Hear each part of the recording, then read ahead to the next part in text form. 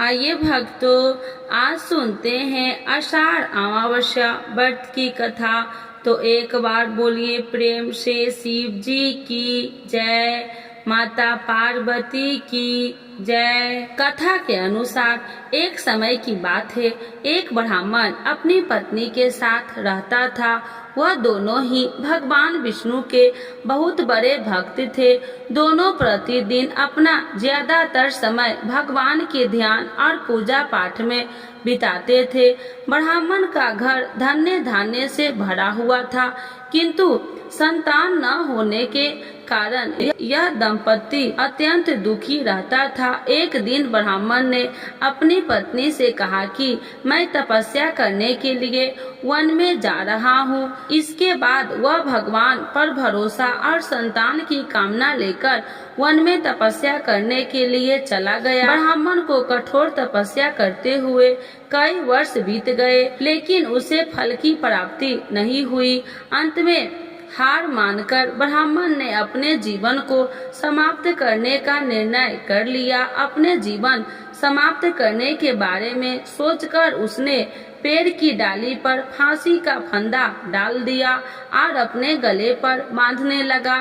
तभी वहाँ पर शुक्ल अमावस्या प्रकट होकर बोली, हे ब्राह्मण, तुम्हारे भाग्य में 7 जन्म तक कोई संतान नहीं लिखी है, किंतु मैं तुम्हें 2 कन्या का वरदान देती हूँ। तुम अपनी एक कन्या का नाम अमावस्या रखना और दूसरी का नाम पूनम रख देना। तुम अपनी स्त्री से कहना कि वह हर वर्ष तक सुख अमावस्या का व्रत रखे और अमावस्या के दिन 1 कटोरी चावल भरकर उस पर दक्षिणा रखकर दान कर दे। सुख अमावस्या की बात सुनकर ब्राह्मण घर आया और यह पूरा बात उसने अपनी पत्नी को सुनाया। सुख अमावस्या का आदेश अनुसार ब्राह्मणी ने व्रत रखना आरंभ कर दिया। कुछ दिनों बाद ब्राह्मण के घर 2 कन्याओं ने जन्म लिया, जिसमें एक कन्या का नाम अमावस्या और दूसरी का नाम पूनम रखा। जब ब्राह्मण की दोनों बेटियां बड़ी हुई तो ब्राह्मण ने उनका विवाह कर दिया। बड़ी बहन अमावस्या धार्मिक प्रवृत्ति की थी। वह काफी समय भगवान की पूजा और धर्म कर्म में व्यतीत करती थी। इसके विपरीत पूनम भगवान को बिल्कुल भी नहीं मानती थी। बड़ी बहन अमावस्या के घर में सुख समृद्धि का भंडार था, पर छोटी बहन के घर में दरिद्रता छाई थी।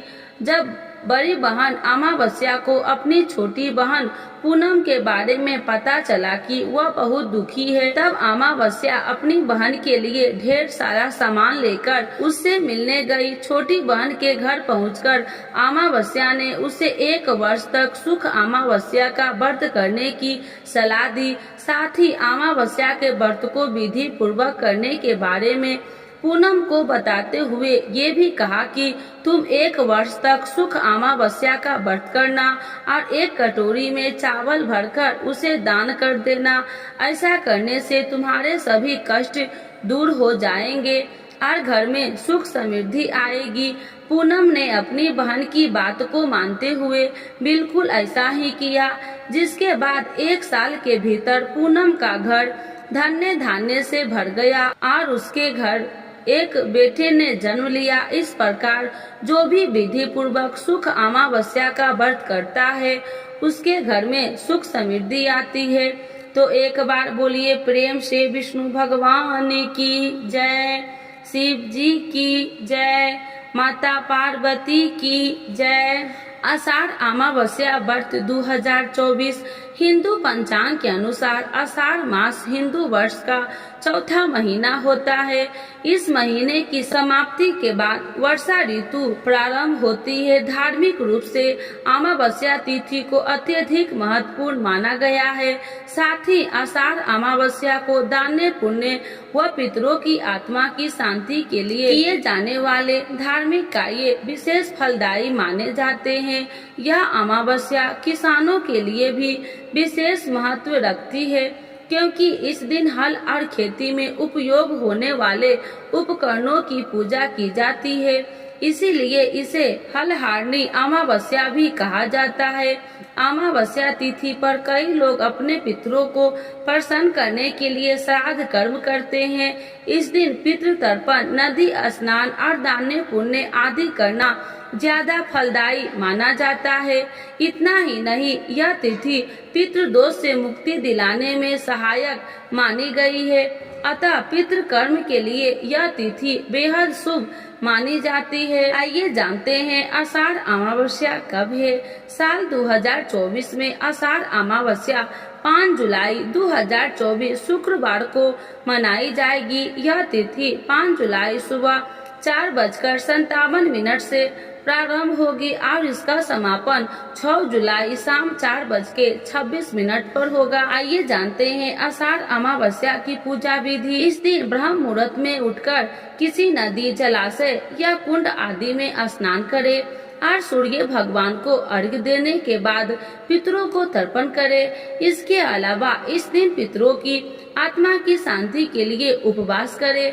इस दिन घर के मंदिर की साफ सफाई करें और वहां घी का दीपक जलाए। आपको बता दें कि इस दिन भगवान शिव की पूजा अर्चना करने का विशेष महत्व है। इसीलिए घर के मंदिर में भगवान शिव की प्रतिमा स्थापित करें। इसके बाद आप भगवान शंकर की प्रति माँ को तिलक लगाकर उन्हें रोली, नैवेद्य, पुष्प, अक्षत, धूप, मिष्ठान, फल, पंचामृत आदि पूजा सामग्री अर्पित करें। पूजा सामग्री अर्पित करने के बाद आप आषाढ़ अमावस्या की व्रत कथा व श्रवण करें या सुने और आरती करें। इसके साथ पूजा का समापन करें। पूजा के बाद आप फलाहार ग्रहण कर सकते हैं। व्रत का पारण अगले दिन भगवान की पूजा अर्चना के बाद ही करें। अमावस्या के दिन शाम को पीपल के पेड़ के नीचे सरसों के तेल का दीपक जलाएं और अपने पितरों का स्मरण करें। आषाढ़ अमावस्या में क्या करें और क्या न करें, आइए जानते हैं। आषाढ़ अमावस्या के दिन दान पुण्य के लिए कार्य जरूर करना चाहिए। कहते हैं कि इस दिन किए गए दान पुण्य कई लाख गुना मिलता है। यही नहीं, मृत्यु के बाद मोक्ष की भी प्राप्ति होती है। इसके अलावा इस दिन किसी भी पवित्र नदी में स्नान करना भी शुभ माना जाता है। साथ ही इस दिन पीपल की पूजा का भी विशेष विधान है। आषाढ़ अमावस्या के दिन भी महत्वपूर्ण वस्तु की खरीदारी या बिक्री भूल कर भी नहीं करना चाहिए। साथ ही किसी भी निर्धन या याचक को अपने घर से खाली हाथ नहीं लौटाना चाहिए। इसके अलावा इस दिन किसी से भी कटु शब्द का प्रयोग गलती से भी नहीं करना चाहिए। न ही इस दिन मांस मदिरा का सेवन करना चाहिए। संभव हो सके तो इस दिन तिल के तेल के सेवन का भी परहेज करना चाहिए।